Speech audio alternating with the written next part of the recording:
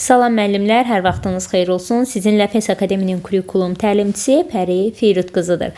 Bu günlərim sizlərə mövzu izahı təqdim edəcəyəm müəllimlər. Mövzu izahımızın adını ekranda qeyd eləmişəm. Sinifdə müzakirə prosesinin təşkili olacaqdır. Amma mövzu izahına keçid etməmişdən öncə müəllimlər istərdim ki, sizə dərslərimiz haqqında məlumat verim. Daha sonra isə izaha keçid edək. Hal-hazırda endirimli kampaniyalar da var eyni zamanda. Bunlardan da yararlana bilərsiniz. İstədiyiniz hər bir fəndən kursumuzda dərslər keçirilir. Ödənişli şəkildə də, ödənişsiz şəkildə də bunlardan faydalana bilərsiniz. Eyni zamanda da daha ətraflı məlumat almaq üçün 055 527 2599 nömrəsinə yazıb daha ətraflı məlumat ala bilərsiniz. Eyni zamanda müəllimlər hər həftə sizlərə mövzu izahı və yaxud mövzu sınaqlar təqdim edirəm. Bunlardan xəbərdar olmaq üçün isə YouTube kanalına abunə olmanızı istəyirəm və mövzuları paylaşdıqca ödənişsiz şəkildə hər həftə bunu təbii ki paylaşıram, mövzu izahı, mövzu sınaqları. Bunları bilmək üçün kanala abunə olmanız kifayətdir. Mən mövzu sınağını, mövzu izahını paylaşan zaman sizə artıq bildirim gəlmiş olacaqdır. Və eyni zamanda da ətrafınızda hazırlaşan, sertifikasiyaya hazırlaşan müəllimlər varsa, paylaşılan izahları da həmkarlarınıza, yoldaşlarınıza göndərməyiniz onlar üçün faydalı olacaqdır. İndi isə müəllimlər gəlin başlayaq. Sinifdə müzakirə prosesinin təşkilindən danışacağıq müəllimlər. Hər mövzu haqqında da qısa-qısa izahlar yerləşdirib YouTube kanalına yerləşdirirəm ki, müəllimlər sizin üçün çətin olmasın. Bəzən müəllimlər 1 saatlıq mövzunu izah vermək çətin gəlir. Amma hər mövzu haqqında 5 dəqiqə, 10 dəqiqə danışanda bu müəllimə daha çox faydalı olur. İndi sinifdə müzakirə prosesinin təşkilindən bugünkü gündə danışacağıq. Qısa, amma aydın şəkildə bunu sizə çatdıracağım ki, nədir sinif müzakirə prosesinin təşkili. Baxın müəllimlər, bugünkü gündə biz fəal təlimin xüsusiyyətlərindən də eyni zamanda danışa bilərik və bildirilir ki, fəal təlimin xüsusiyyətlərindən biri odur ki, bugünkü günümüzdə müəllim özü təkcə danışmalı deyil, müəllim özü təkcə aktiv olmalı deyil. Bunu biz dərslərimizdə və yaxud sınaqlarımızda işləyərkən suallarda da öyrənmişik ki, müəllim şagird interaktiv təlimdə belə deyib, qarşılıqlı əlaqədə olmalıdır. Müəllim özü tək danışması, müəllimin hər bir şeyi tək yerinə yetirməsi bugünkü gündə doğru hesab edilmir. Yəni ənənəvi təlimdə qaldı bu artıq. Bugünkü gündə müəllim daha çox işin şagird tərəfindən yerinə yetirilməsinə üstünlük verməlidir. Və eyni zamanda da sinifdə əgər biz müzakirə aparırıqsa, təbii ki, bu müzakirəni biz aparan zaman nə məqsədlə eləyirik? Əlbəttə, şagirdin öyrənməsini təmin etmək üçün. Mən bir müəllim olaraq bugünkü gün mövzunu izah verirəm, daha sonra sinifdə müzakirə başladıram. Mənim burada məqsədim nədir? Uşaqlarda ünsiyyət bacarıqlarını inkişaf etdirməyim. Eyni zamanda da müzakirə edən şəxslər varsa, biri onu dinləyəcəkdir, biri danışıb, biri dinləyəcəkdir. Uşaqlarda dinləmə mədəniyyətini də mən formalaşdırmış oluram və müzakirə təşkil etdiyimiz zaman uşaqlarda inkişaf etmiş olur. Mövzu haqqında dərin biliyə yiyələnmiş olurlar. Və müəllimlər, təbii ki, burada unutmuruq ki, əgər biz müzakirə təşkil eləyəcəksə, bir müəllim olaraq daha öncədən bunu da planlamamıza salmalıyıq. Hansı ki, biz bunu haqda planlama, illik planlamada, gündəlik planlama mövzusunu sizə izah verərkən orada da bildirmişdim ki, müəllim bugünkü gün hansı mövzunu şagirdlərlə sual cavab eləyəcəksə, mütləq şəkildə bunlar daha öncədən planlı olmalıdır. Və eyni zamanda da müzakirə təşkil etməmişdən əvvəl şagirdlərin hansı formatdan istifadə edəcək, uşaqlara hansı suallar veriləcək, bütün sinifin iştirakını təmin edəcəyimizi, yəni burada planlamamıza belə deyim də qeyd etməliyik. Bunların hər biri bir sözlə planlamada qeyd olunur. Və müəllimlər, biz ənənəvi təlim mühitində böyüyən insanlarıq da belə deyim. O dönəmlərə nəzər yetirək müəllimlər. Ənənəvi təlim mühitində necə idi? Müəllim özü belə deyək də dərsini daha yaxşı oxuyan, daha çalışqan olan şagirdlərlə dialoq qururdu. Mövzunu müzakirə edirdi. Amma bugünkü gün biz belə deyim də, bugünkü gün bizdə kurikulum nəyi tələb eləyir? Şagird yönümlü olmağı.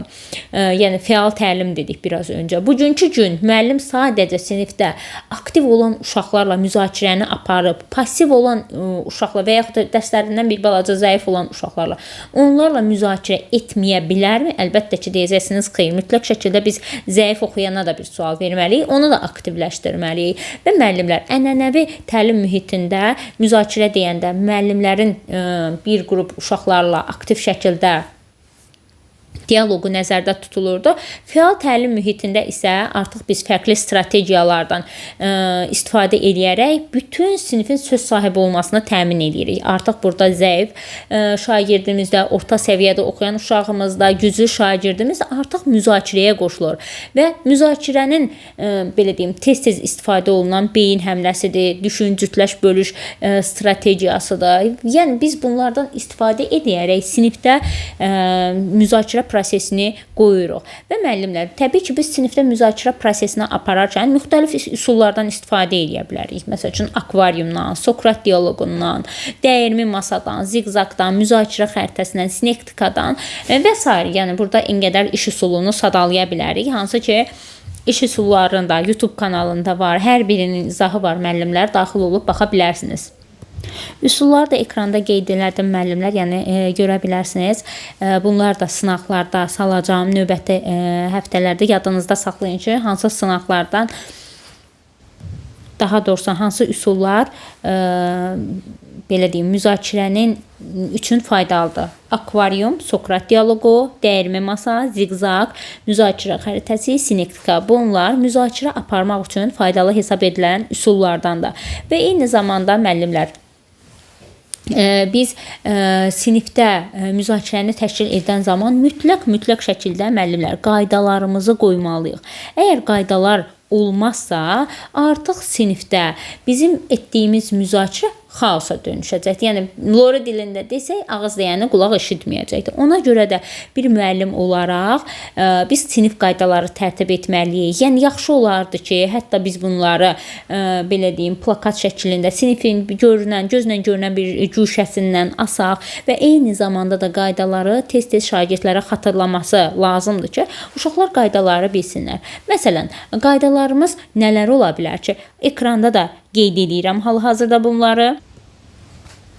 Ekrana da qeyd elədim müəllimlər, qaydalarımızı görə bilərsiniz. Məsələn, qaydalarımızı necə qoyuruq biz? Bir-birinizin ideya və fikirlərinə hörmətlə yanaşın, sakit danışmağa üstünlük verin, razılığa gəlməyə çalışın, anlamadığınızda sual verin, bir-birinizi dəstəkləyin. Müzakirədə hamının bərabər dərəcədə söz demək haqqı var. Müzakirəni qarşı tərəfin dedikləri üzərində qurun və yoldaşlarınızı dinləyin və refleksiya edin. Yəni, bu qaydaları biz nəyə görə edirik müəllimlər? Məsəl üçün, yoldaşınızı dinləyin və refleksiya edin. Uşaq yoldaşını dinləyir, yəni uşağın hər hansı bir fikri var, yoldaşı onu dinləyir. Eyni zamanda refleksiya edir. Refleksiya etməklə uşaq nə qazanır? Artıq burada öyrəndiyini daha uzun müddətli yaddaşa keçirmiş olur uşaq. Və yaxud müzakirəni qarşı tərəfin dedikləri üzərində qurun. Biz bu qaydanı nəyə görə qoyuruq? Uşaq qarşı tərəfin fikri nədir? Onun əsasında ardın gətirəcəkdir öz fikrini. Müzakirədə bəzən elə uşaqlar ola bilər ki, məsəl üçün güclü oxuyan uşaqda zəif oxuyan uşağın, yoldaşının dediyi fikirlər razılaşmaya bilər. Amma hər bir şagird bilməlidir ki, hamının bərabər dərəcədə söz demək haqqı var. Eyni zamanda biz uşaqlara aşılamalıyıq ki, bir-birinizi dəstəkləyin. Uşaqlar ola bilər ki, müəllimlər, biz qayda qoyanda və yaxud uşaqlara hər hansı bir müzakirəni təşkil edəndə anlamadığı məqamlar olsun. Mütləq şəkildə uşaqlara biz bildiririk ki, mövzunu keçən zaman anlamadığınız hər hansı bir nüans olarsa, onu mütləq şəkildə sual verin. Uşaq anlamadığını, yəni artıq gizli saxlamayacaq da, başa düşmədiyi bir şeyi müəllimdən soruşacaqdır, sual verəcəkdir. Uşaqlar razılığa gəlməyə çalışmalıdır. Məsəl üçün, biz qrup işi təşkil eləmişiksə, artıq uşaqlar burada bir-birinin dediklərini razılığa gəlməyə çalışırlar. Eyni zamanda xaos olmasın deyə, təbii ki, biz sakit danışmağa üstünlük verməliyik. Hər biri uca səslə danışanda digər tərəfə, qrupa mane ola bilər. Bu da ki, yenə də sinifdə xaosa gətirib çıxardacaq da. Uşaqlar dərs prosesində hər hansı bir müzakirəni apararsa, sakit səslə müzakirə aparmağa üstünlük verməlidir. Uşaqlar bir-birinin ideyalarına, bir-birinin hörmətlə fikirlərinə yanaşmalıdırlar. Və müəllimlər, bir daha vurğulayım ki, Sinifdə müzakirənin təşkili bu qaydada aparılır və müəllimlər biz bir daha qısa izah verin. Mütləq şəkildə müzakirə aparırıqsa qaydalar qoymalıyıq. İş üsullarından istifadə etməliyik. İş üsullarından hansılarda akvarium, Sokrat dialoqu, dəyirmi masa, sinektika, ziqzaq və s. və müəllimlər sinif otağında müzakirə edən zaman biz beyin həmləsindən, düşün, cütləş, bölüş strategiyalarından istifadə etmiş oluruq.